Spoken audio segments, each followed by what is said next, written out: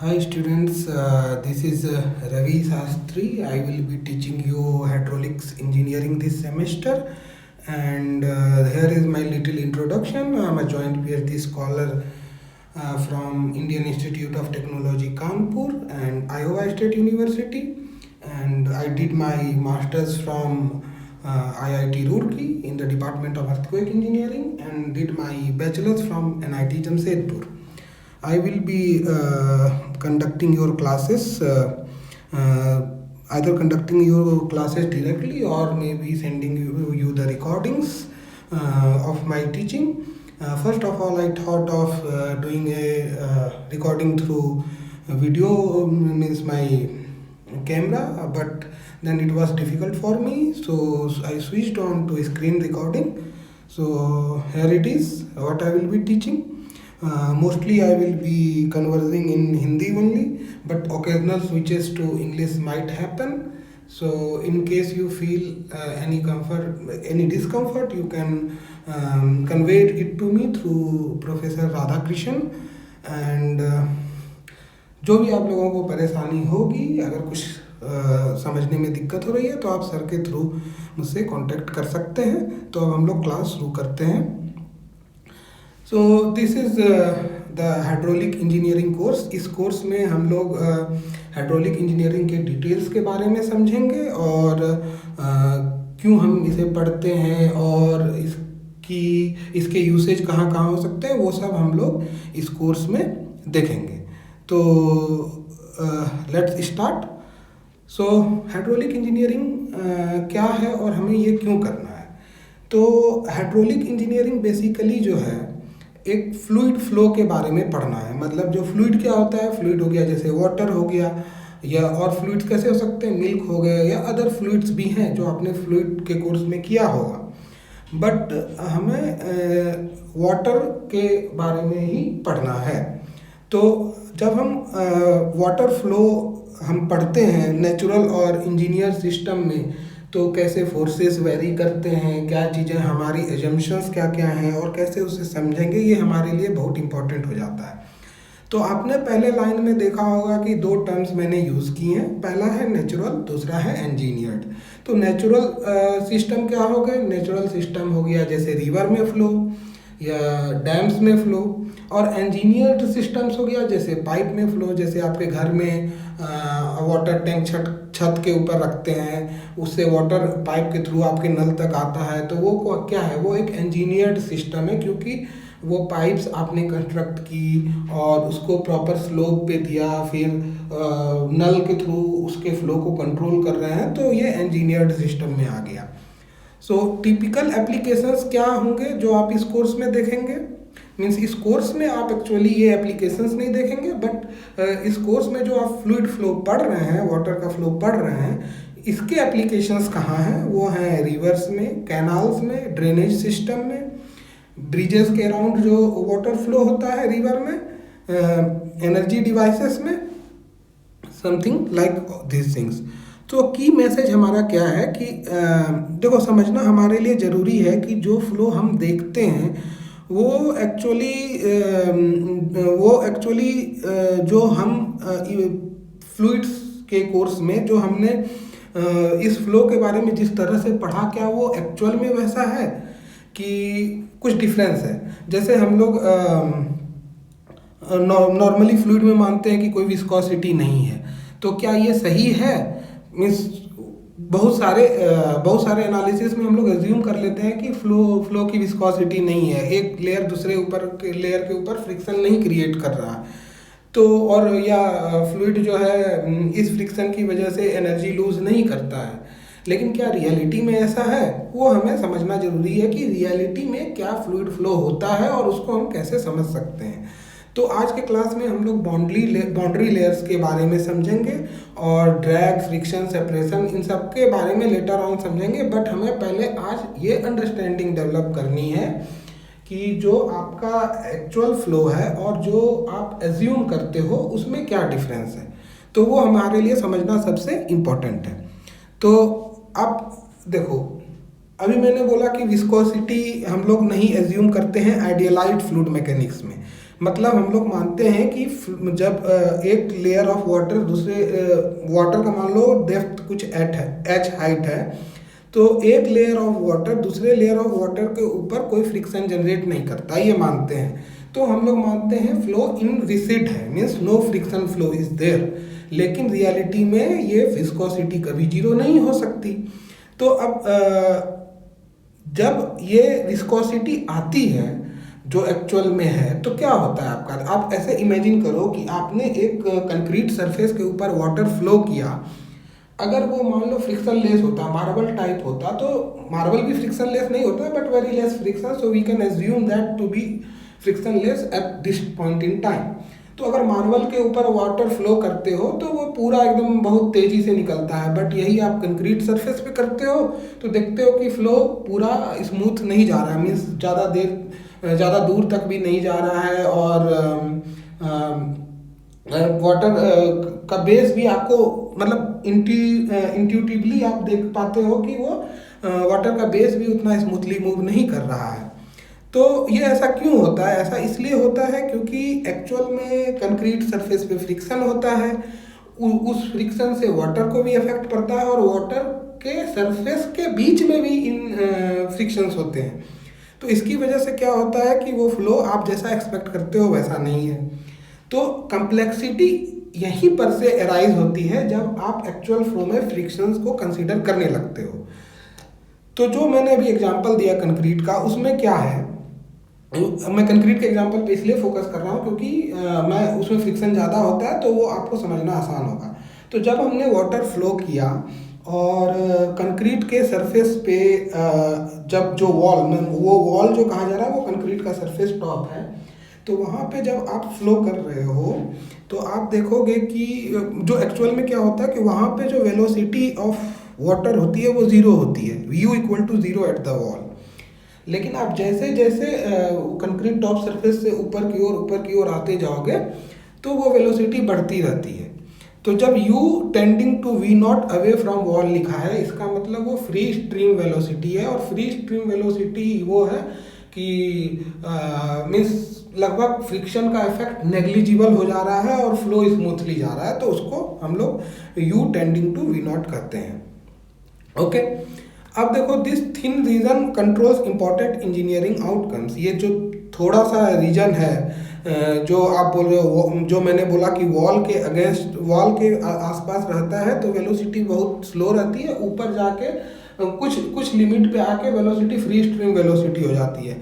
तो ये जो जीरो से वेलोसिटी ऑफ वाटर जीरो से लेके वी नॉट तक आता है, ये जो इंटायर रीजन जो है वाई डायरेक्शन में, मतलब सरफेस से लेके इस पर्टिकुलर पॉइंट तक, ये बहुत चीज़ें कंट्रोल करता है। क्या कंट्रोल करता है? तो इसकी वजह से आपके बॉडी पे कितना ड्रैग लग रहा है, इसकी वजह से हेड लॉस मीन्स जो फ्लूइड आपने पढ़ा होगा बर्नौलीज इक्वेशन में, एनर्जी कंटेंट वाटर हेड, वो उसका लॉस हो सकता है, या शियर स्ट्रेस एंड बाउंड्रीज में क्या लॉस हो सकता है। ये इस रीजन के बारे में पढ़ना हमें बहुत इम्पोर्टेंट इसलिए है। ओके, और इस रीजन को बोलते क्या है? इस रीजन को बोलते हैं बाउंड्री लेयर। और ये नाम कहाँ से आया? प्रेंटल ने 1904 में मतलब इसके बारे में स्टडी की, तो वहाँ से ये बाउंड्री लेयर का नाम और कॉन्सेप्ट आया है। सो इस कोर्स का जो रोड मैप होगा वो क्या होगा? पहले हम लोग समझेंगे ये तो मॉड्यूल 1 में बाउंड्री लेयर के बारे में समझेंगे, और डिटेल्स आज कुछ डिटेल कवर होंगी, कुछ डिटेल आगे के क्लासेस में कवर होंगी। फिर मॉड्यूल 2 एंड 3 में हम लोग क्या देखेंगे? मॉड्यूल 2 एंड 3 में हम लोग ओपन चैनल फ्लो और यूनिफॉर्म फ्लो के बारे में समझेंगे। मॉड्यूल 4 एंड 5 में non uniform flow, hydraulic jumps and all those things we will take care of. और मॉड्यूल 6 में कंप्यूटेशनल फ्लूइड डायनेमिक्स के basics like how to computationally calculate those values and all we will discuss in module 6। So what are the takeaways? Boundary layer जो है हमें क्या provide करता है? Boundary layer जो हम u इक्वल टू 0 से u equal to v nought वाले लेयर की बात कर रहे हैं, ये एक्चुअली हमें जो आइडियलाइज्ड एजम्पशन वाले फ्लो थे और रियल लाइफ में जो फ्लो होता है उसके बीच के का फिजिकल लिंक है, और ये हमें रियल इंजीनियरिंग लॉसेस और फोर्सेस के बारे में बताता है। ओके, ओके, तो कंसेप्ट ऑफ बाउंड्री लेयर क्या है? अभी मैंने जैसे एग्जांपल से आपको बताया कि कोई रियल फ्लूइड अगर फ्लो कर रहा है तो रियल फ्लूइड क्या है, जब सॉलिड सरफेस, कंक्रीट सरफेस हमने माना था एग्जांपल में, उसी को लेके आगे बढ़ेंगे। ऑल्दो आप कोई भी सरफेस ले सकते हो, but let's assume for now that we are proceeding through discussions using that concrete surface itself. So what happens कि जो आपका कंक्रीट सरफेस है उसके पास वेलोसिटी ऑफ फ्लो ज़ीरो हो जाती है। Why this zero occurs? Because no slip condition holds. And why this no slip condition holds? Because the friction at the top of concrete layer is so strong that it doesn't let water to move against it. Like वहाँ पे ऐसे प्रोट्रूशंस निकले होते हैं, मतलब surface से ऊपर जो बोल सकते हो कंक्रीट का सरफेस ऐसा रफ सा होता है जो वाटर के को अपने से अलग सा नहीं होने देता है, मतलब वो एक टाइप से कॉम्पेटिबिलिटी जैसी सिचुएशन बना देता है। तो इससे क्या होता है कि हमारा जब फ्लूइड फ्लो नहीं हो पाता है उस तरह से, तो उस समय वेलोसिटी जो है उस वॉल पे ज़ीरो होती है। अच्छा, उसके बाद का स्टेज क्या है? Velocity increases from zero at the wall, means at the surface, to nearly free stream velocity V nought. तो क्या होता है वेलोसिटी, आप देखो डायग्राम देख पा रहे होगे अभी जो डायग्राम है, तो इस डायग्राम को समझते हैं, इसी से सारी चीज़ें क्लियर हो जाएंगी। आप देखो ये प्लेट जो है, प्लेट जो थिक लाइन से बना हुआ है, ये प्लेट स्टार्ट हो रहा है ज़ीरो से, जहाँ पे अभी आप देख रहे हो कि एक एरो बना हुआ है, डिस्टेंस फ्रॉम सरफेस वाई करके एक लाइन बनी हुई है, उस पॉइंट से प्लेट स्टार्ट हो रहा है। ओके, सो इसमें दो तीन चीज़ें समझने वाली है। आप पहली चीज़ जो समझो, पहली चीज़ ये है कि आप अगर इस प्लेट में कहीं पे भी जाओ, किसी भी एक्स पे जाओ, कोई भी डिस्टेंस फ्रॉम लीडिंग एज जाओ, तो बाउंड्री के पास वेलोसिटी ज़ीरो है। ये वही एजम्पशन है, ये एजम्पशन नहीं मीन्स ये एक्चुअल जो रियल फ्लो है वो नो स्लिप कंडीशन वाली सिचुएशन है ये। तो आप किसी भी पॉइंट पे जा रहे हो एक्स डायरेक्शन में, आप हमेशा देख रहे हो कि सरफेस के क्लोज वेलोसिटी ज़ीरो है। ये पहली चीज़ समझने वाली है। दूसरी चीज़ है कि जैसे जैसे डेप्थ बढ़ रहा है फ्लो का, वो कहीं पे जाके वो V free stream velocity attain कर रहा है। ओके, और फ्री स्ट्रीम वेलोसिटी वो कहीं पे अटेन कर रहा है। अब वो ऊपर में एरो है वी इन्फिनिटी, वो बोल रहा है कि अगर इन्फिनिटी तक थिकनेस बढ़ाएंगे तो वहाँ पे एक्चुअल मीन्स आइडियलाइज्ड फ्लो वाली वेलोसिटी आपको मिल जाएगी, जो कि हम लोग कभी इन्फिनिटी पे जाएंगे नहीं। तो वो एक आइडियलाइज सिनारियो है, बट हमारे लिए समझने की जरूरी है कि जो फ्री स्ट्रीम वेलोसिटी मानते हैं हम लोग, वो ज़ीरो से लेके उस पर्टिकुलर पॉइंट पे मिल जाएगी। ओके, दूसरी चीज़ समझ गई। पहली चीज़ हमने समझी सरफेस के पास जीरो, फिर किसी डेप्थ पे जाके हमारा फ्री स्ट्रीम वेलोसिटी मिल जाएगा। तीसरी बात आप देख रहे होंगे कि ये जो फ्री स्ट्रीम वेलोसिटी का पॉइंट है वो एक्स के साथ वेरी कर रहा है। मतलब आप छोटे एक्स पे देखो तो मतलब छोटे एक्स पे ही एक्चुअली देखो तो आपकी वाई की वैल्यू कुछ अलग है, लेकिन थोड़े और आगे जाके देखो तो उसकी आपके डेप्थ की वैल्यू अलग है। सो ये एक्स के साथ भी वेरी करता है। अच्छा, चौथी बात, जिस पॉइंट से आप देख रहे हो जो डिस्टेंस फ्रॉम लीडिंग एज है, वहाँ पे तो कोई थिकनेस है ही नहीं। तो हम लोग इस पार्ट जब हम लोग किसी प्लेट के पास से मूव करना चालू करते हैं तो धीरे धीरे धीरे धीरे धीरे धीरे हमारा बाउंड्री लेयर थिकनेस बढ़ता है। और बाउंड्री लेयर थिकनेस क्या है? वो पॉइंट किसी पर्टिकुलर एक्स पे जाके वो डेप्थ जिस पे आपको फ्री स्ट्रीम वेलोसिटी अचीव हो जाएगी। ओके, तो ये सब चीज़ें इसके बारे में हमें समझनी जरूरी थी।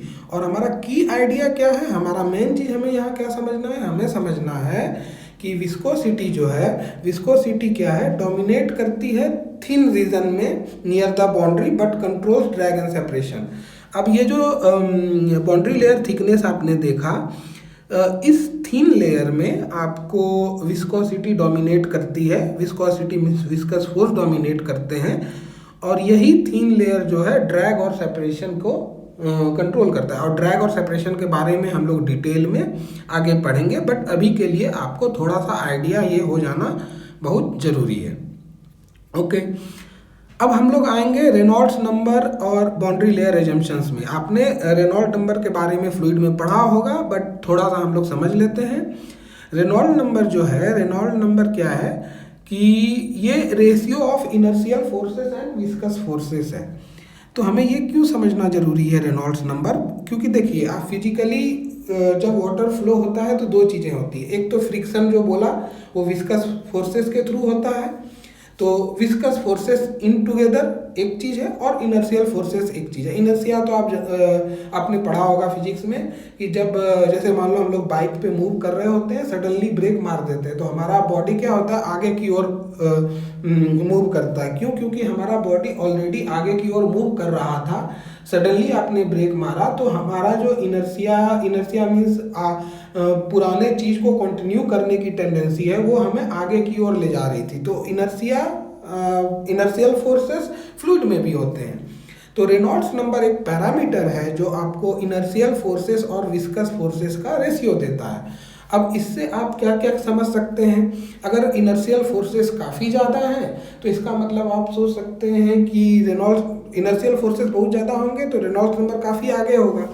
तो इस नंबर से डायरेक्टली हम लोगों को आइडिया लग सकता है कि फ्लो कितना फ्रिक्शन जनरेट करेगा या बाउंड्री लेयर थिकनेस कितना आएगा। अच्छा, वो कैसे समझ सकते हैं? तो आप ऐसे सोचो, इस एग्जांपल से समझो कि आपके पास एक बकेट में वाटर है, एक बकेट में हनी है। तो आप दोनों को ही अगर कंक्रीट सरफेस पे फ्लो कराते हो तो वाटर तो थोड़ा दूर फ्लो कर जाएगा, लेकिन आपका हनी शायद ज़्यादा दूर फ्लो ना करे। अब देखो अंतर क्यों मैंने दो फ्लो किया। इनर्शियल फोर्सेस तो दोनों में बराबर होंगे क्योंकि सेम वेट लिया है हमने, सेम बकेट में लिया है, बट एग्जैक्टली बराबर नहीं होंगे क्योंकि डेंसिटी मैटर करती है। डेंसिटी दोनों के केसेस में अलग होगा, तो उसी वॉल्यूम में मास अलग होगा। But let's assume this scenario, हम चलो ऐसा वॉल्यूम इक्वल नहीं करते हैं। इस एग्जांपल से समझो कि हमने मान लो सेम वेट ऑफ वाटर लिया, सेम वेट ऑफ हनी लिया। Okay, so same weight of water same weight of honey को हमने रखा और दोनों को ही कंक्रीट सरफेस पे फ्लो कराया। तो दोनों का जो फ्लो होगा वो दोनों फ्लो मान लो सेम वेलोसिटी से करें, क्योंकि एक ही आदमी करेगा तो मोस्ट प्रोबेबली सेम एनर्जी से फ्लो कराएगा। अब दोनों का सिनारियो सेम है, सेम वेट है, सेम वेलोसिटी से या सेम एक्सीलरेशन से इनिशियली फ्लो कराया, तो इनर्शियल फोर्सेस दोनों के बराबर हो गए क्योंकि मास सेम है, एक्सीलरेशन सेम है। तो अब क्या किस चीज पे बात आ गई विस्कोसिटी पे। हनी की विस्कोसिटी काफ़ी हाई होती है, वाटर की कम होती है। तो अब आप तो इंट्यूटिवली यहाँ समझ पा रहे हो कि आप जब हनी को फ्लो करा रहे हो तो वो ज़्यादा दूर नहीं जाएगा, लेकिन वाटर चला जाएगा। ये आपने एक्सपीरियंस से सीखा है। एक्सपीरियंस से कैसे सीखा है? तो आपने हनी खाया है तो आपने उसकी डेंसिटी ऑब्जर्व की है, तो आपका दिमाग इस चीज़ को सिमुलेट कर लेता है कि वो कितने दूर फ्लो होगा और वाटर कितने दूर फ्लो नहीं होगा। अब ये तो आप इन दो कॉमन लिक्विड के बारे में बता दिए, लेकिन क्या आपको कैसे पता होगा अगर कोई ऐसी लिक्विड है जो आपने कभी देखी नहीं? तो अब हर बार तो आप ऐसा एक्सपेरिमेंट करके नहीं देखोगे। तो एक रेनॉल्ड्स नंबर का टर्म, न्यूमेरिकल टर्म इन्होंने यूज़ किया जो आपको बेसिकली इसका आइडिया दे दे कि कितना डोमिनेटिंग विस्कस फोर्स है और कितना डोमिनेटिंग इनर्शियल फोर्स है, और उसके बेसिस पे हम फ्लो कैरेक्टरिस्टिक्स को ऑब्टेन करते हैं। फ्लो कैरेक्टरिस्टिक्स में क्या होगा कि वेलोसिटी क्या होगी, बाउंड्री लेयर थिकनेस क्या होगा, ड्रैग क्या होगा, एंड ऑल दोज थिंग्स। अब देखो इसमें लिखा है large Reynolds number means inertia dominates, means viscosity effects confined near the wall. Viscosity effect confined near the wall मतलब इनर्शिया काफ़ी ज़्यादा है तो ओनली छोटे से लेयर में, जो वॉल के सरफेस के छोटे से सरफेस के पास छोटे से थिकनेस वाले लेयर में बस विस्कोसिटी है, अदरवाइज कहीं नहीं है, जो कि वाटर का केस हुआ। और स्मॉल आर ई मतलब क्या हुआ? Viscosity dominates. इनर्शियल फोर्सेस तो दोनों में कांस्टेंट ही रखे थे हमने अपने एग्जांपल में, बट विस्कोसिटी इतना हाई हो गया हनी में, विस्कोसिटी इतना डोमिनेटिंग हो गया कि फ्लो जो है स्ट्रांगली डैम्प्ड हो गया। डैम्प मतलब डैम्पिंग हो गई, ज़्यादा दूर तक फ्लो जा ही नहीं सका, एनर्जी लॉस ज़्यादा हो गया। तो ये रेनॉल्ड्स नंबर से हमें पता चल जाता है। So that is why it is very important to understand what Reynolds number is, what physical thing it is representing, and why do we need this kind of quantification at the first place. Why do we need to think about Reynolds number? Why can't we just switch to just thinking in terms of inertial forces and viscous forces?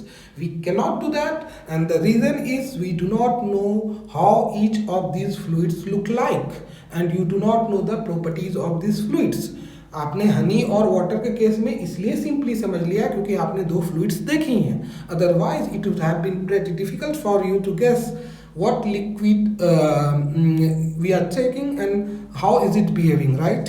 So this is the problem. That is why we switch to a numerical or mathematical way to represent how these forces actually vary. Okay, right? So फिर हमने क्या बोला कि for large आरी boundary layer के assumptions क्या है. सो देखो अब यहाँ पे दो केसेस हो सकते हैं. अब मैंने बोला लार्ज आरी और स्मॉल आरी, तो हम लोग लार्ज आरी पे ही क्यों फोकस कर रहे हैं, हम स्मॉल आरी को क्यों नहीं फोकस कर रहे हैं? क्योंकि हमारा जो नेचुरल सिनारियो है, जो हम लोग डैम्स या स्पिलवेज या पाइप फ्लो किसी के बारे में बात कर रहे हैं, the things that we are talking we discuss right at the start, like dams, spillways or fluids flowing in the pipes, all those are with water, and the pipes and all those bed slopes are not so frictionally very high, so that we should go for small RE value. So हमारे जो flow हैं वो typically large आरी वाले section में mostly आ रहे हैं, इसलिए सिर्फ हम उसके बारे में पढ़ेंगे. यही हमारे इस कोर्स का मेन ऑब्जेक्टिव है. तो लार्ज आरी में क्या क्या एज्यूम करते हैं, देखो इसमें कुछ टर्म्स हैं जो कि अभी मैंने बताए नहीं है, बट मैंने यहाँ समराइज कर दिया है क्योंकि जब आप रिवाइज कर रहे होगे तो it will be helpful for you to keep this things in mind. So delta से एक्स ग्रेटर देन डेल्टा, इसका मतलब क्या हुआ? आप देखो ये जो डेल्टा जो है यहाँ पे बाउंड्री लेयर थिकनेस है, और जो एक्स है डिस्टेंस फ्रॉम लीडिंग एज है. तो बाउंड्री लेयर एजम्पशन में, बाउंड्री लेयर थ्योरी के एजम्पशन में हम लोग को क्या देखना है कि जो ये x है, जो x डिस्टेंस है, वो बाउंड्री लेयर थिकनेस से काफ़ी बड़ा है. जैसे मान लो कि x की वैल्यू 25 मीटर है, तो boundary layer thickness let's say 1 mm है, जस्ट एन एग्जाम्पल. सो इस तरह से बाउंड्री लेयर थिकनेस जो है काफ़ी छोटा है x से. दूसरा u ग्रेटर देन v. अब यहाँ पे u क्या है? u जो वेलोसिटी है वो x एक्सिस में जो वाटर फ्लो कर रहा है उसकी वेलोसिटी, और v वर्टिकल वेलोसिटी है. वर्टिकल वेलोसिटी मतलब अलोंग द डेप्थ जो वेलोसिटी. अगर मान लो कोई भी वाटर फ्लो कराते हो तो उसका दो कंपोनेंट है, क्योंकि आप एकदम सरफेस के पैरेलल करके तो फ्लो नहीं करते हो. जो फ्लो होता है उसके दो कंपोनेंट है, एक एक्स डायरेक्शन में, एक वाई डायरेक्शन में. एक्स डायरेक्शन वाला u हो गया, वाई डायरेक्शन वाला v हो गया. तो एजम्पशन क्या है कि जो u है वो v से काफ़ी बड़ा होता है. और rate of change of u with respect to y, देखना ध्यान में रखना, velocity of flow of the rate of change of rate of change of flow velocity in x direction with respect to y is very large compared to velocity of flow, rate of you can say that rate of change of flow in x direction with respect to x is pretty smaller than rate of change of velocity in x direction with respect to y. तो ये आपका ये situation हमारे boundary layer assumptions के case में आता है. और तीसरा है del p by del y equal to 0, मतलब along the depth आपका प्रेशर वेरिएशन जो है वो 0 एज्यूम करते हैं. ओके अब हमने इतने देर से बाउंड्री लेयर के बारे में बताया और बाउंड्री लेयर थिकनेस के बारे में बताया, तो हमने क्या डिस्कस किया था? हमने डिस्कस किया था कि बाउंड्री लेयर थिकनेस जो है, बाउंड्री लेयर थिकनेस वो थिकनेस है जहाँ पे आपकी जो फ्री स्ट्रीम वेलोसिटी जो आइडियलाइज कंडीशन में है उसका अराउंड 99% हम लोग अचीव कर लें। तो इस डायग्राम में आप देख रहे हो कि बाउंड्री लेयर थिकनेस वो डेप्थ है जिस डेप्थ पे जाके हम लोग अप्रोक्सीमेटली फ्री स्ट्रीम वेलोसिटी को रीच कर जाते हैं। ओके, तो वो कंडीशन लिखा हुआ है। उसके बाद बाउंड्री कंडीशंस फ्लैट प्लेट के लिए दिए हैं, क्योंकि हमारी स्टडी फ्लैट प्लेट के बेसिस पे होगी और यही हम लोग अलग अलग जगह पे अप्लाई करेंगे, फ्लैट प्लेट। तो उसके बाउंड्री कंडीशन समझते हैं। बाउंड्री कंडीशंस क्या है? At x equal to 0, delta equal to 0। देखो अगर आप यहाँ पे इमेज में देखोगे तो एट x इक्वल टू 0 आपका जो है बाउंड्री लेयर थिकनेस 0 है। तो इसका मतलब क्या है कि यहाँ पे आपके पास कोई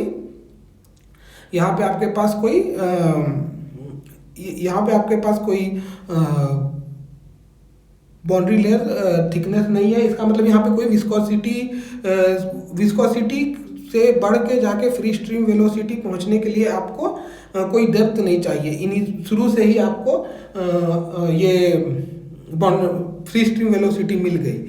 लेकिन जैसे जैसे आगे बढ़ते जा रहे हैं वैसे वैसे बाउंड्री लेयर थिकनेस बढ़ता जा रहा है। अच्छा, ये आप लोगों के माइंड में क्वेश्चन आ रहा होगा कि ऐसा क्यों है? ऐसा इसलिए है क्योंकि जो आपका विस्कोसिटी की वजह से जो मोमेंटम में चेंज आता है वो मोमेंटम डिफ्यूजन से आता है। ये मतलब थोड़ा डिटेल्ड है, but still you need to know a little bit of it कि मोमेंटम डिफ्यूजन से वो चीज़ें आती है और वो डिफ्यूजन मॉलिक्यूल्स के बीच में ट्रांसफ़र होती है चीज़ें। मतलब नीचे से फ्रिक्शन हुआ, वो फ्रिक्शन से कुछ मॉलिक्यूल्स वाटर या फ्लूइड के इफेक्ट हुए, फिर उसके ऊपर वाले लेयर इफेक्ट हुए। तो ये इफेक्ट एक मॉलिक्यूल से दूसरे मॉलिक्यूल तक पहुंचने में कुछ टाइम लगता है और उस टाइम में फ्लो तब तक आगे बढ़ गया होता है। इसीलिए आपको इनिशियली 0 बाउंड्री लेयर थिकनेस मिलता है, बट जैसे जैसे जैसे जैसे एक्स में आप आगे बढ़ते जाते हैं आपको ये बाउंड्री लेयर थिकनेस धीरे धीरे धीरे मिलता है। और ये ऐसा नहीं कि इन्फिनिटी तक बढ़ता रहेगा, वो तब तक ही बढ़ेगा जब तक कि आपका फ्लो डेप्थ एट टॉप, मतलब पूरा टॉप तक ये डिस्टर्बेंस ना पहुंच जाए। और डिस्टर्बेंस एक टॉप तक पहुंचने के लिए क्या है, एक particular fixed amount of time लगेगा एंड उस टाइम तक जितना एक्स आपने ट्रेवल किया उसी एक्स में जाके आपको maximum boundary layer thickness type की चीज़ मिल जाएगी। तो that all together is just not I don't want you to go too deep into understanding, but a little bit of thing for you is pretty important, I believe.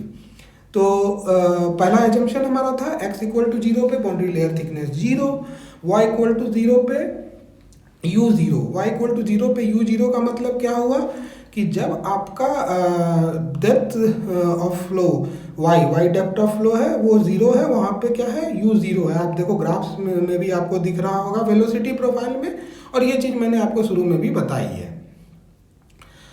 तीसरा है y equal to infinity पे uv0। ये तो बोल रहे थे कि अगर इन्फिनिटी तक वाटर डेप्थ हो जाए तो वो एकदम आइडियलाइज सिनारियो में पहुंच जाएगा और हमारी वेलोसिटी फ्री स्ट्रीम वेलोसिटी को डायरेक्टली मैच कर जाएगी।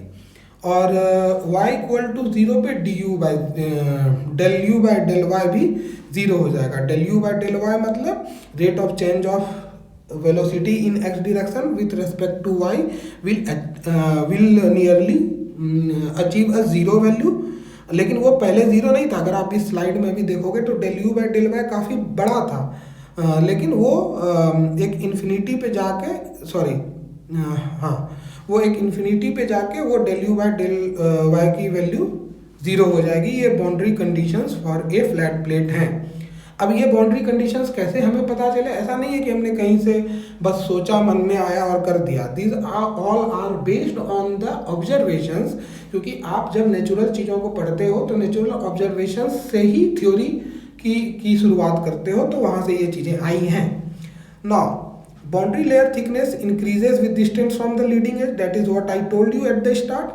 और transition on a smooth plate is assumed near this particular value. तो अब इनका ये जो रेनॉल्ड्स नंबर की वैल्यू है वो रेनॉल्ड्स नंबर की वैल्यू के बारे में हम क्यों बात कर रहे हैं कि फिजिकली लोगों ने टेस्ट वगैरह करके या नेचुरल ऑब्जर्वेशन से ऑब्जर्व किया है कि इस पर्टिकुलर वैल्यू पे आके जो है आपका रेनॉल्ड्स नंबर के इस पर्टिकुलर वैल्यू पे आके एक स्मूथ प्लेट में एक transition from laminar to turbulent होता है, but we will discuss about it later on. So for this thing अभी आपको मेन चीज़ें जो याद रखनी है वो सारे बाउंड्री कंडीशंस याद रखने हैं, क्योंकि बाउंड्री कंडीशंस के बेस पे डेरिवेशन भी होता है और people can directly ask you in the examinations to MCQ में मोस्ट प्रोबेबली ऐसे करके चीज़ें आ सकती हैं, गेट वगैरह में भी आ जाता है कभी कभी. Okay, now let us understand a different term known as displacement thickness. Displacement thickness क्या है? अब जब आप फ्लो जो फ्लो मैं बात कर रहा था इस फ्लो की, इस फ्लो पे आते हैं. इस फ्लो को समझो. जब हम लोग एक्चुअली फ्लो कर रहा है ऐसे कंक्रीट सरफेस पे हम वाटर का फ्लो करा रहे थे, तो फ्रिक्शन की वजह से या विस्कोसिटी की वजह से क्या होता है कि जो आइडियलाइज सिचुएशन में V0 से जाना चाहिए लेकिन एक्चुअली V0 से जा नहीं पा रहा है, तो जो क्योंकि हम इनिशियली स्टार्ट किए थे तो वो V0 वेलोसिटी से पूरा गया, लेकिन जैसे जैसे x में आगे बढ़ते गए हमारा क्या है वो वेलोसिटी घटता रहा. लेकिन आप ये सोचो कि किसी एक पॉइंट पे हमारा मास कंजर्वेशन तो फॉलो करना चाहिए कि जितना उस पर्टिकुलर किसी टाइम इंस्टेंट में जितना फ्लो उसके अंदर आया उतना ही फ्लो बाहर निकलना चाहिए. बट अगर वो नहीं हो पाता है, वो नहीं होना तो पॉसिबल नहीं है, because mass conservation is suppose to follow. Mass conservation तो होना ही है. तो उस मास कंजर्वेशन को फॉलो करने के लिए क्या होता है कि जो वेलोसिटी प्रोफाइल है या स्ट्रीम लाइन है, जो फ्लो लाइंस हैं, वो ऑटोमेटिकली एडजस्ट होते हैं. और वो ऑटोमेटिकली एडजस्ट ऐसा नहीं है किसी पैटर्न पे होंगे, मतलब उसमें कुछ रैंडमनेस होता है और उसको स्टडी करना बहुत कॉम्प्लेक्स है. तो इंस्टेड लोगों ने क्या किया, एक मैथमेटिकल सिंप्लीफिकेशन किया. मैथमेटिकल सिंप्लीफिकेशन से ये देखा कि जो नेचुरली जो वो फ्लो आपका एडजस्ट ऑटोमेटिक होता है उसको हम लोग मैथमेटिकली कैसे रिप्रेजेंट कर सकते हैं. तो उसको रिप्रेजेंट करने के लिए इन्होंने बोला कि चलो एक डिस्प्लेसमेंट थिकनेस है. इसका मतलब अगर जो डिस्प्लेसमेंट थिकनेस है आपका वो डिस्टेंस है by which the outer inviscid flow is displaced. मतलब मान लो पहले डेप्थ वाई से जा रहा था, अब वो कितने अमाउंट से अगर हम उसको थोड़ा सा डिस्प्लेस ऊपर की ओर फ्लो कराएंगे, मतलब कितना थोड़ा सा डेप्थ बढ़ाएंगे ताकि वो हमारा मास कंजर्वेशन फॉलो हो जाए, उसके लिए हम लोग वो इंक्रीज थिकनेस को डिस्प्लेसमेंट थिकनेस कहते हैं. तो इसका फिजिकल मीनिंग क्या है? इसका फिजिकल मीनिंग है represents the distance by which the outer inviscid flow is displace. मतलब जो आउटर वाला जो ऊपर का जो फ्लो है उसको हम कितना डिस्प्लेस करते हैं उस मास कंजर्वेशन को फॉलो कराने के लिए, वो हमारा डिस्प्लेसमेंट थिकनेस है. और इससे क्या होता है? इससे ये होता है ensures equal mass flow between real and idealized velocity profiles. जो अगर मान लो कुछ नहीं होता तो पूरा V0 से जा रहा होता, कहीं पे मास कंजर्वेशन का कोई प्रॉब्लम नहीं होता, लेकिन रियल में वो नहीं है. तो उस चीज़ को सिमुलेट करने के लिए हमने मैथमेटिकली डिस्प्लेसमेंट थिकनेस का टर्म निकाला. उससे हमें आइडिया लग जाता है ओके इतने से अगर इतना थिक एक्स्ट्रा वाटर फ्लो होगा तो हमारा मास कंजर्वेशन जो है वो फॉलो हो जाएगा. एंड उसका फॉर्मुलेशन इन्होंने after several theory and experimental investigation से वैलिडेट करके ये फॉर्मुलेशन दिया. आपको उतने डिटेल में जाने की आवश्यकता नहीं है. You can follow through these the formulas that I give you. अब u क्या है? u है आपका x डायरेक्शन में वाटर की वेलोसिटी, v0 है फ्री स्ट्रीम वेलोसिटी, और dy क्या है? वो dy y डायरेक्शन में इंटीग्रेट कर रहे हैं, इसलिए वो dy वो छोटे से स्ट्रिप का थिकनेस है. ओके, सो डिस्प्लेसमेंट थिकनेस के बारे में हमने क्या बोला? डिस्प्लेसमेंट थिकनेस के बारे में क्या ये बोला कि हमें मास कंजर्वेशन के लिए जो थिकनेस बढ़ानी है ताकि मास कंजर्व आइडियलाइज्ड और रियल फ्लो में बराबर रहे, उसके लिए जो इंक्रीज इन थिकनेस है वो आपका डिस्प्लेसमेंट थिकनेस है। अच्छा, अब ये हम समझ गए। अब इसमें डिस्प्लेसमेंट थिकनेस का एक टर्म हमने समझ लिया। आप समझते हैं कि समरी एंड वेलोसिटी प्रोफाइल के एजम्पशंस क्या, अप्रोक्सीमेशंस क्या, हाँ अप्रोक्सीमेशंस क्या क्या है। तो समरी है कि बाउंड्री लेयर जो है विस्कोसिटी के थ्रू जनरेट होता है और सरफेस के पास नो स्लिप कंडीशन होता है। दिस थिकनेस डेल्टा जो है increases along the boundary layer thickness. Boundary layer thickness plate के अलोंग बढ़ती जाती है। क्यों? मोमेंटम डिफ्यूजन की वजह से, मोमेंटम डिफ्यूजन में जो टाइम लगता है उसकी वजह से। और फिर डिस्प्लेसमेंट थिकनेस क्या है? डिस्प्लेसमेंट थिकनेस क्यों यूज़ करते हैं?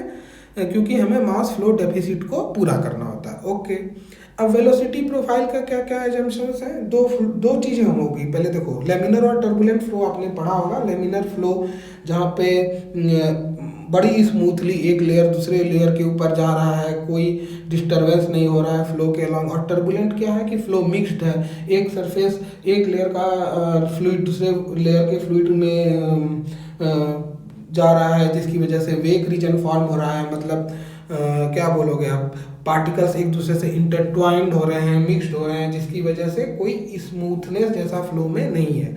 तो लेमिनर एंड टर्बुलेंट फ्लो दोनों की वेलोसिटी प्रोफाइल जो है u by v naught equal to y by delta. Delta is the boundary layer thickness, y is the depth of flow, u x direction में flow velocity और v naught free stream velocity। उसके terms में laminar और turbulent flow के formulations को दिखाया गया है and formulations are right on your screen. So आप इसको अभी के लिए याद रख लो। And when we will be discussing about what laminar and turbulent flow velocity will be needed for, we will discuss at that particular point of time. But these are the approximate velocity profile that we are going to use in the further studies concerning boundary layer theory and transition and all those things. Okay, so हमारा यहाँ तक velocity और laminar velocity or turbulent along with displacement thickness, boundary layer, I think all these things might be clear to you by now. अब देखो momentum thickness क्या है। आपने physics में पढ़ा होगा कि 2-3 टाइप के कंजर्वेशन होते हैं। क्या? पहला होता है मास कंजर्वेशन, फिर एनर्जी कंजर्वेशन, फिर मोमेंटम कंजर्वेशन। तो मोमेंटम में आपने पढ़ा होगा कि कोई अगर एक्सटर्नल फोर्स बाहर से नहीं लग रहा है तो मोमेंटम मतलब जैसे वो आपने वो एग्जांपल पढ़ा होगा ना कि एक बॉल दूसरे बॉल से जाके टकराता है, तो हम लोग एक की वेलोसिटी पता है, मास दोनों का पता है, दूसरे की वेलोसिटी कैसे निकालेंगे? तो हम लोग एज्यूम करते हैं कि सिंस बाहर से कोई एक्सटर्नल फोर्स नहीं है तो मोमेंटम कंजर्व रहेगा। तो m1v1 equal to m1v1 plus m2v2 before the ball strikes equal to m1v1 after equal to m1v1 plus m2v2 and this thing after the velocities after the strike has already happened। तो वो momentum conservation आप लोग पढ़ते होंगे। तो वही momentum conservation fluid particles में भी आपका वैलिड होता है। तो जिस तरह हमने डिस्प्लेसमेंट मास कंजर्वेशन को फॉलो करते हुए हमने एक डिस्प्लेसमेंट थिकनेस जैसी चीज़ निकाली थी इंटीग्रेट करके, सेम उसी तरह से आपको मोमेंटम थिकनेस भी कैलकुलेट होता है।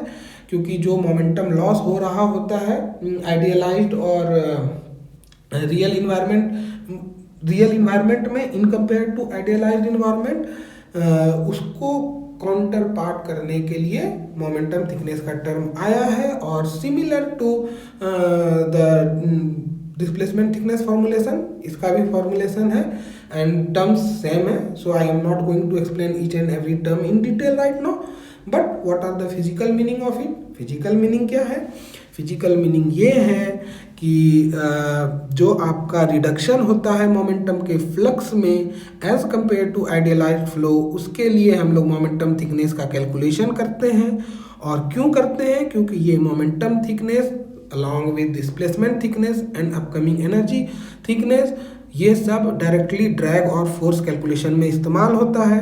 और ड्रैग ऑन फोर्स कैलकुलेशन हमें क्यों इम्पोर्टेंट है, क्योंकि कोई भी फ्लो हो रहा है, जैसे कि अगर मान लो आप एक सी में जहाज जा रहा है तो उसमें भी हमें ड्रैग और फोर्स कैलकुलेट करना है।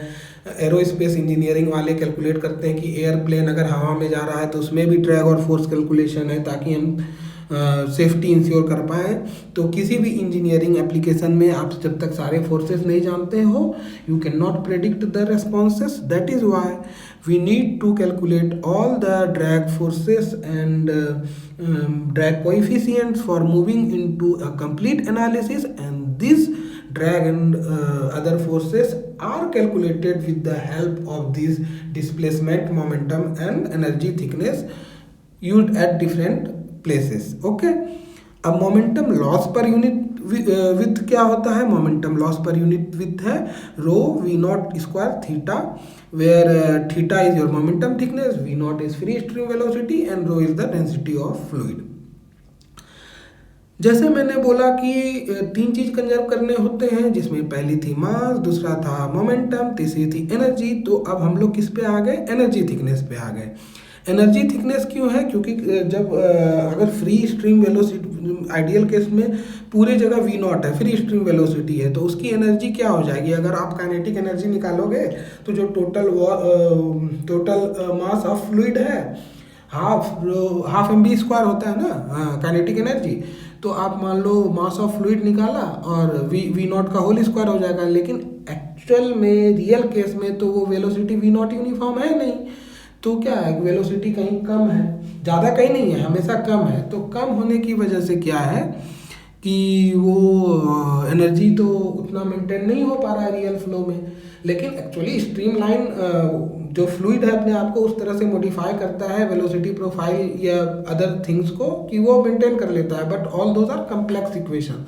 So a simplified version of that we are reading, and this is the simplified version of introducing the term energy thickness, where we see, okay, if we for the flow, if we increase the thickness by this particular amount, then our energy thickness is supposed to be followed. Okay और इसके लिए energy loss per unit width क्या हो जाएगा? Energy loss per unit width आपका हो जाएगा rho V naught cube by 2 delta E. And इसमें सारे टर्म्स तो आपको क्लियर है, means we discussed about this terms before, so I am not going to discuss it again. अब important है ये चीज़, डायरेक्टली बहुत सारे एग्जाम्स में भी आ जाता है और आपके यूनिवर्सिटी एग्जाम में भी आ सकता है कि ऑर्डरिंग ऑफ थिकनेसेस क्या है, कि तीन थिकनेस हमने पढ़ा, डिस्प्लेसमेंट, एनर्जी, मोमेंटम। कौन सबसे बड़ा है, कौन सबसे छोटा है, ये हमारे लिए जानना इम्पोर्टेंट है। So ordering of thickness will be delta E, energy thickness is the highest, followed by the displacement thickness, and the least is momentum thickness. Okay, how do you know these are the things followed? Because if you integrate all those values for a particular scenario, you observe that okay, this is the trend, from there the trend comes in. Okay, so remember this for your exams. अच्छा, हमने अभी तक हमने क्या क्या देखा? हमने समझा कि फ्लूइड फ्लो क्या है, विस्कोसिटी क्या है, बाउंड्री लेयर थिकनेस क्या है, वेलोसिटी प्रोफाइल क्या है, बाउंड्री कंडीशंस क्या है। उसके बाद हमने देखा कि तीन चीज़ हमें कंजर्व करनी है, मास, एनर्जी, मोमेंटम, और उसकी वजह से हम तीन थिकनेसेस इंट्रोड्यूस करते हैं, और उस तीन जो वो थिकनेस इंट्रोड्यूस किए उसका सीक्वेंस क्या है, कौन सबसे बड़ा है, कौन सबसे छोटा है। अब हम लोग आते हैं लेमिनर और टर्बुलेंट फ्लो जो उस प्लेट पे होता है। अभी तक हम लोग सिर्फ विस्कोसिटी वगैरह के टर्म्स में बात कर रहे थे, थिकनेस वगैरह के टर्म्स में बात कर रहे थे, बट अब समझेंगे लेमिनर और turbulent boundary layer on A flat plate. तो देखो क्या लिखा हुआ, flow near the leading as is laminar irrespective of upstream turbulence. अब इसका मतलब क्या है कि ये, चलो वापस से इस स्लाइड पे आते हैं तो यहाँ चीज़ें अच्छी हो जाएंगी। Not going back, is it? Yeah, it is. तो अगर आप देखो जहाँ पर से आपका फ्लो चालू हो रहा है जो लीडिंग एज से, यहाँ पे हमेशा फ्लो लेमिनर होगा, और इस पॉइंट पे फ्लो लेमिनर होगा। इस चीज़ को इस बात से कोई फर्क नहीं पड़ता कि प्लेट के पहले फ्लो टर्बुलेंट थी या लेमिनर थी, उससे उसको कोई लेना देना नहीं। इस पॉइंट पे आके फ्लो लेमिनर होगा ही होगा। Okay, so this is the first observations and the theory assumptions, whatever you call it. So wait, yes, like this. So flow near the leading edge is laminar irrespective of upstream turbulence. upstream मतलब plate के पहले क्या हो रहा है, उसमें turbulence है भी तो भी हमें कोई फर्क नहीं पड़ता, प्लेट के स्टार्ट में लेमिनर फ्लो होगा। अच्छा, लेमिनर बाउंड्री लेयर थिकनेस क्या है? Increased with x.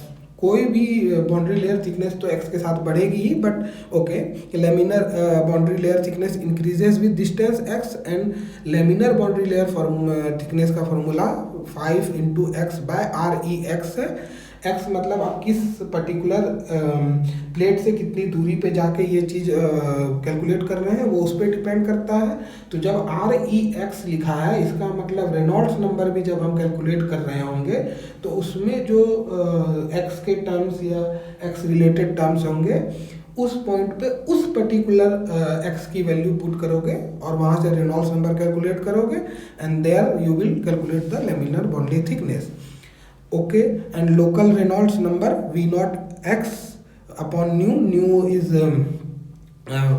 फ्लूइड का की एक प्रॉपर्टी है, काइनेमेटिक विस्कोसिटी, शायद रो म्यू बाय रो होता है, एक बार चेक कर लेना।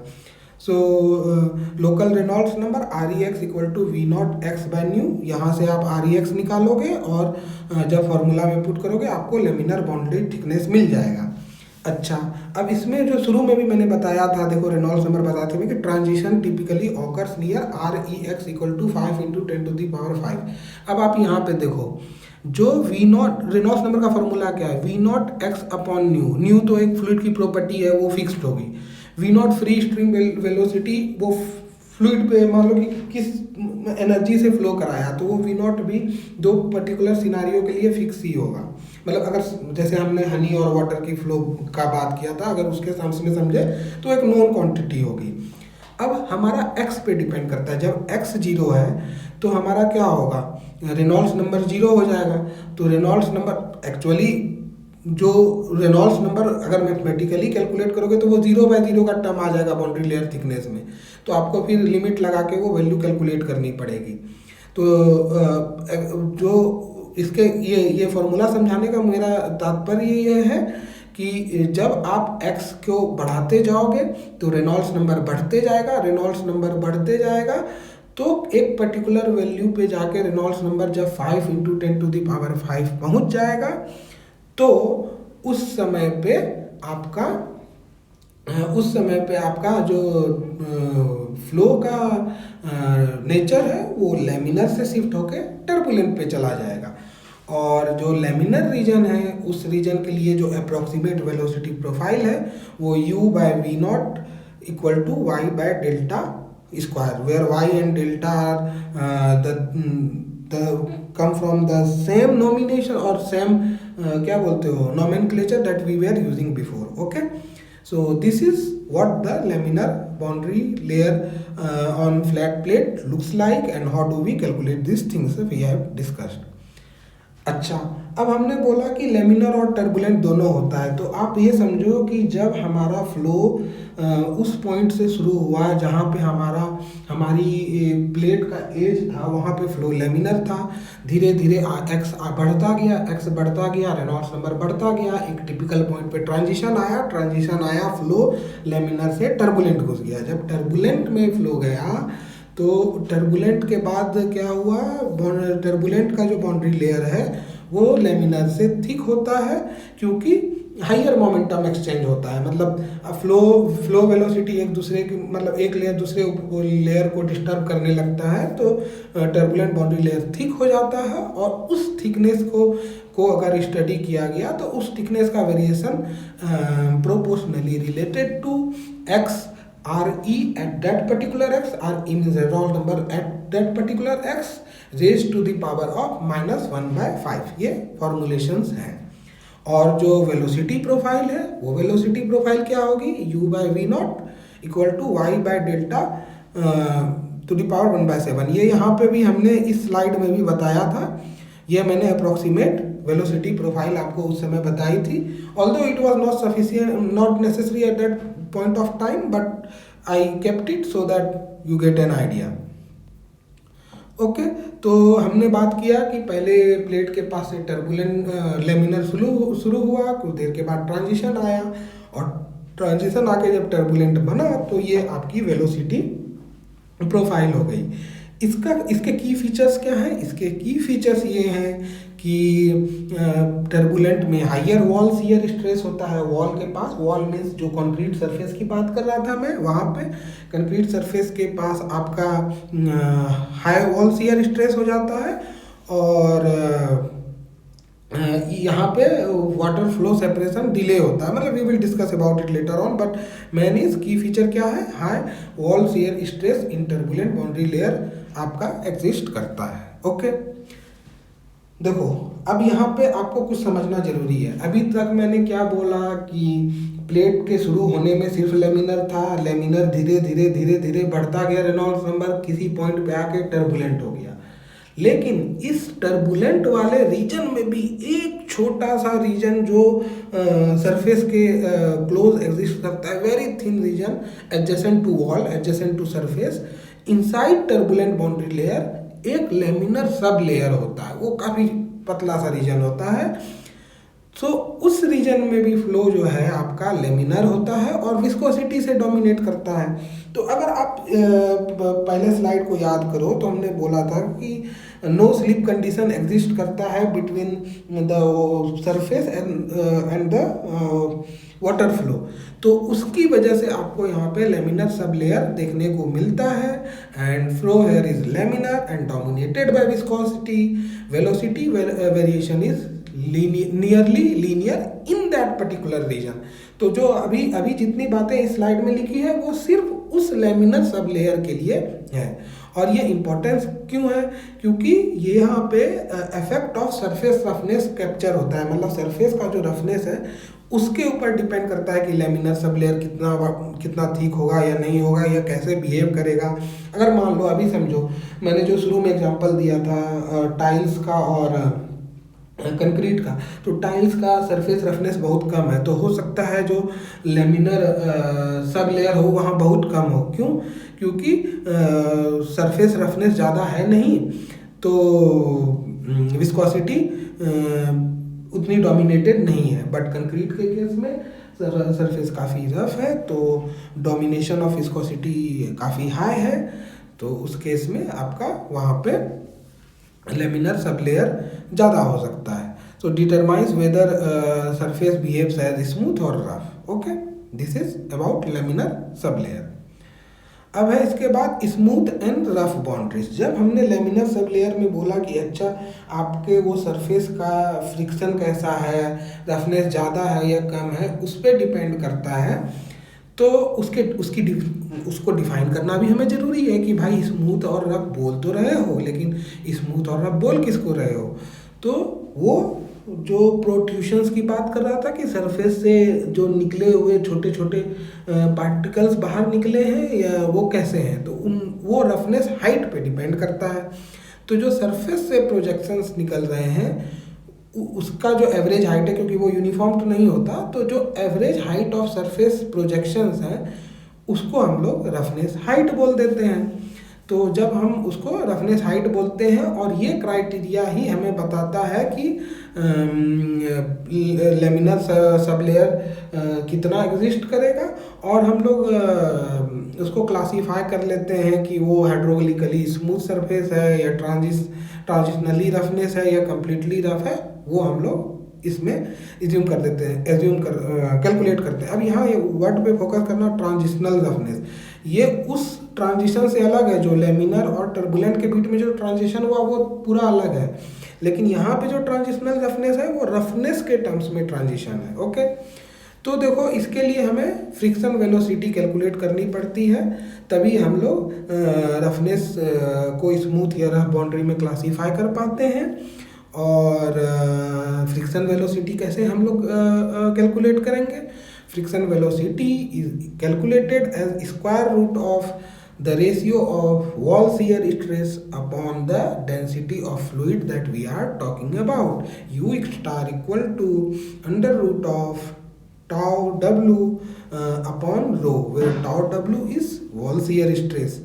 And when we calculate U star, then we move on to calculating dimensionless roughness parameter, which is further calculated as U star into K upon nu. अब जो ये K है ये सरफेस पे डिपेंड करता है, तो हर सरफेस के लिए ये रफनेस पैरामीटर अलग होगा. न्यू क्या है? न्यू फ्लूइड की प्रॉपर्टी है, तो वो फ्लूइड से आ जाएगी. और यू स्टार जो है, you star combination of wall shear stress और फ्लूइड की डेंसिटी से कैलकुलेट होगा. तो ओवरऑल ये डायमेंशनल पैरामीटर इन्होंने कैलकुलेट किया रिसर्चर्स ने, और ये जो 570 और 5 और 70 की वैल्यूज़ आ रही हैं, जो हाइड्रोलिकली स्मूथ, ट्रांजिशनल रफनेस और कम्प्लीटली रफ के केस में दिया है, ये सारी एक्सपेरिमेंटली ऑब्टेन्ड है. So you need to remember this values in case it is asked for your examinations. So इसमें क्या है? This compares roughness height to thickness of the laminar सब लेयर, और मैंने लिख भी दिया है origin of 5 and 70 come from empirical limits from turbulent pipe and boundary layer experiments done by Nicuretts, and roughness affects flow only when it protrudes beyond the laminar sublayer. Roughness flow को तभी affect करेगा जब laminar सब flow जो है laminar sub layer के flow से अगर रफनेस ज़्यादा प्रोट्रूड कर रहा है तो आपके फ्लो को वो अफेक्ट करेगा. So this are the terms. So for today's class we will stop here only, और इसके आगे की चीज़ें आगे क्लास में डिस्कस करेंगे. But before I close the class I will summarize all the thing that we were going through the entire class. Okay, so let's begin. हमने कहाँ से स्टार्ट किया था? हमने पहले स्टार्ट किया कि फ्लूइड फ्लो होता है, तो रियल लाइफ में और जो हम एजम्पशन लेते हैं उसमें क्या डिफरेंस है? तो विस्कोसिटी का डिफरेंस है. रियल लाइफ में नो विस्कोसिटी, एजम्पशन में नो विस्कोसिटी एज्यूम करते हैं, लेकिन रियल लाइफ में फ्लो में विस्कोसिटी होती है. So no viscosity in assumptions but viscosity exist in real life. अब इसके बाद हमने डिस्कस किया है कि जब एक्चुअल फ्लो किसी प्लेट के ऊपर होता है तो वो बाउंड्री लेयर थिकनेस जो विस्कोसिटी से डोमिनेटेड एरिया है उसकी एक लिमिट होती है, और मतलब उसका एक लिमिट नॉट इट्स लाइक एक थिकनेस होता है, और वो थिकनेस बाउंड्री लेयर थिकनेस होता है. और हमने देखा कि बाउंड्री लेयर थिकनेस में वेलोसिटी प्रोफाइल कैसी होती है और क्या बाउंड्री कंडीशंस होते हैं, एंड कंडीशंस होते हैं, वो समझा. फिर हमने समझा कि इसके पहले हमने वो चीज़ क्या, वो मैं बीच वाली चीज़ एक भूल गया. Let me just cross check it once again. ओ यार सो हमने क्या, हाँ हमने बाउंड्री लेयर थिकनेस के बारे में देखा. फिर हमने बोला कि ओके रेनॉल्ड्स नंबर से इसे क्लासीफाई करते हैं कि बाउंड्री लेयर एजम्पशंस के बारे में रेनॉल्ड्स नंबर से हमें कुछ आइडिया आता है. फिर बाउंड्री लेयर थिकनेस के बारे में पढ़ते हैं, ठीक है. और बाउंड्री लेयर थिकनेस का डेफिनेशन हमने देखा, और फिर डिस्प्लेसमेंट थिकनेस पे आए. डिस्प्लेसमेंट थिकनेस में हमने बताया कि अच्छा तीन कंजर्वेशन होते हैं, मास, एनर्जी, मोमेंटम. उसकी वजह तो आइडियलाइज फ्लो के को सिमुलेट काइंड ऑफ करने के लिए हमारा तीन का energy, momentum and mass conservation follow कराने के लिए तीन displacement thickness and momentum thickness and energy thickness आता है. और उन थिकनेस की वैल्यूज़ की ऑर्डरिंग पढ़ी हमने. फिर हमने देखा अच्छा हमने तो वो थिकनेसेस को समझ लिया. अब हम समझते हैं कि प्लेट पे जब वाटर फ्लो कराते हैं तो कहाँ पे लेमिनर होता है और कहाँ पे टर्बुलेंट होता है, किस पर्टिकुलर वैल्यू की वजह से 5 × 10⁵ किस पर्टिकुलर वैल्यू की वजह से हम उसको लेमिनर या टर्बुलेंट क्लासीफाई करते हैं. फिर हमने बोला कि टर्बुलेंट में क्या वेलोसिटी प्रोफाइल है, लेमिनर में क्या वेलोसिटी प्रोफाइल है। फिर हमने बोला कि अच्छा ये तो समझ गए कि लेमिनर के बाद टर्बुलेंट आता है, लेकिन टर्बुलेंट में भी हमने देखा कि जो सरफेस के पास है नो स्लिप कंडीशन, उसकी वजह से एक लेमिनर सब लेयर आता है। और वो लेमिनर सब लेयर किस पे डिपेंड करता है? वो लेमिनर सब लेयर डिपेंड करता है कि जो सरफेस आपका रफ कितना है, उसके प्रोजेक्शंस कितने हैं, और फ्लूइड की प्रॉपर्टी क्या है, विस्कोसिटी वगैरह या डेंसिटी वगैरह क्या है, उससे हम लोग ये कैलकुलेट करते हैं। तो till this point I believe you might have got everything. और अगर इन केस आप लोगों को कोई डाउट हो या कुछ समझ में नहीं आया, you can refer to the books also. आप बुक भी रेफर कर सकते हो जो आपके कोर्स हैंडआउट में दिया है। And if you want to ask some questions you can ask them also, so that's okay. I'm closing the recording right now.